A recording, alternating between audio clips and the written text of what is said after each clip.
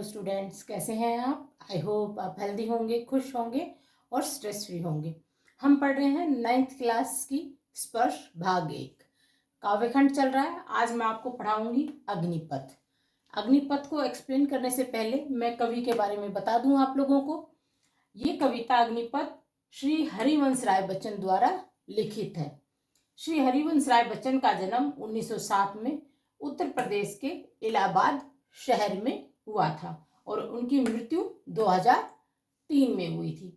बच्चन उनका नाम जो है वो बचपन का नाम है, जो उनके माता पिता उन्हें प्यार से बुलाते थे और बाद में ये इन्होंने अपना उपनाम रख लिया।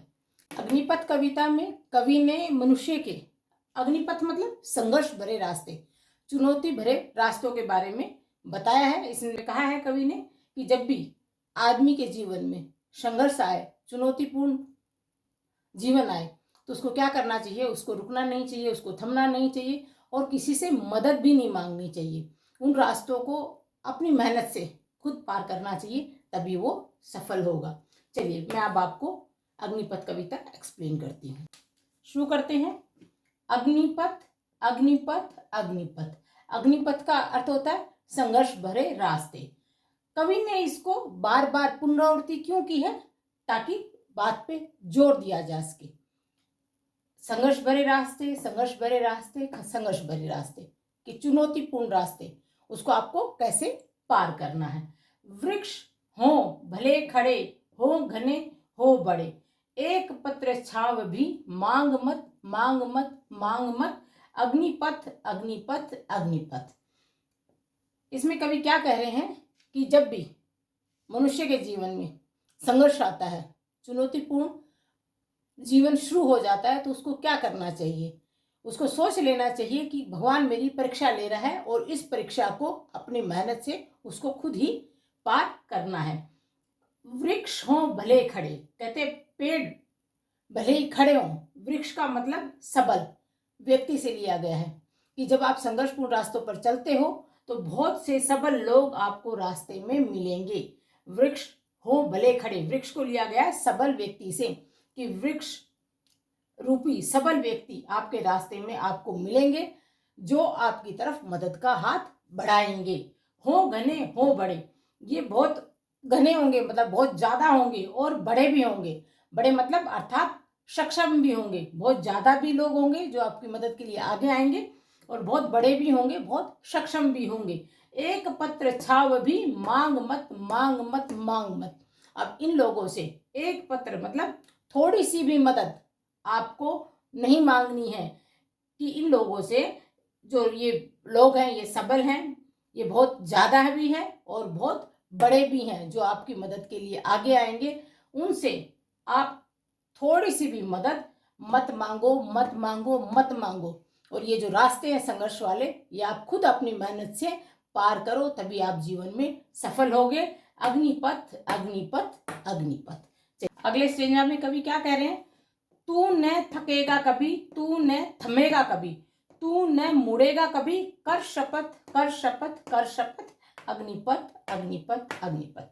अब कवि क्या कहना चाह रहे हैं कि जब आप संघर्ष भरे रास्तों पर चलते हैं तो आपके रास्तों में बहुत तकलीफें आएंगी, बहुत कष्ट आएंगे और आप क्या चाहोगे कि अब इन तकलीफों से हार जाओ, पीछे मुड़ जाओ, वापस चले जाओ, आप थक जाओगे बुरी तरह। तो कवि क्या कहना चाहते हैं? जब आपके जीवन में चुनौतियां आए तो इसका मतलब ईश्वर आपकी परीक्षा ले रहा है।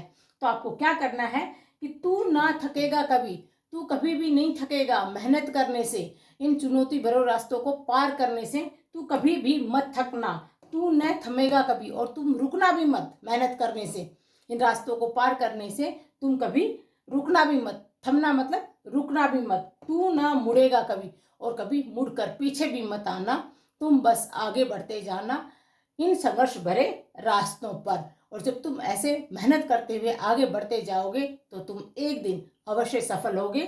कर शपथ, कर शपथ, कर शपथ, तुम ऐसी सौगंध खाओ। कभी तेरा जीवन संघर्ष से भरा हुआ हो, जब भी तेरा जीवन संघर्ष से भरा हुआ हो तो तू सौगंध खा कि तू ना तो थकेगा मेहनत करने से, ना ही तू रुकेगा मेहनत करने से और ना ही तू पीछे मुड़कर देखेगा। ये शपथ, ये सौगंध तू खा। चलिए आगे बढ़ते हैं। चलिए स्टूडेंट्स, लास्ट स्टेंजा करते हैं। यह महान दृश्य है, चल रहा मनुष्य है, अश्रुश्वेद रक्त से लथपथ लथपथ लथपथ, अग्निपथ अग्निपथ अग्निपथ। महान मतलब बड़ा, दृश्य मतलब नजारा, मनुष्य मतलब आदमी, अश्रु मतलब आंसू, स्वेद मतलब पसीना, रक्त मतलब खून, लथपथ मतलब भीगा हुआ या सना हुआ। अब इसमें कवि क्या कह रहे हैं कि जब भी कोई व्यक्ति जिसके जीवन में संघर्ष आता है, जब किसी व्यक्ति के जीवन में कोई संघर्ष आता है, तो जब वो संघर्ष को पार करता है और सफलता प्राप्त करता है तो दूसरों के लिए प्रेरणा का स्रोत बनता है।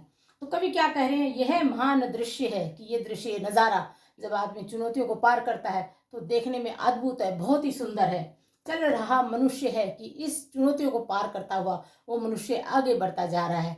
और फिर उसकी हालत कैसी है, उसकी अवस्था का वर्णन किया है। जब व्यक्ति चुनौतियों को पार करता है तो उसकी अवस्था कैसी होती है, अश्रु, आंसू भी आते हैं तकलीफ के कारण, स्वेद, स्वेद मतलब पसीना भी बहता है मेहनत के कारण, रक्त मतलब खून भी उसके शरीर पे कहीं कहीं चोटें भी लगती हैं, तो उससे वो लथपथ होता है, सना हुआ होता है। कि जब भी मनुष्य चुनौतियों को पार करता है तो उसको आंसू भी आते हैं तकलीफ के कारण, मेहनत के कारण पसीना भी बहता है, और रक्त, कहीं कहीं चोटें भी लग जाती हैं जिससे रक्त बहता है। और ऐसे व्यक्ति को देखकर दूसरे लोगों को प्रेरणा मिलती है, और वो व्यक्ति ऐसी अवस्था में होते हुए भी चुनौतियों को पार करता है और सफलता हासिल करता है और दूसरों के लिए प्रेरणा का स्रोत बनता है।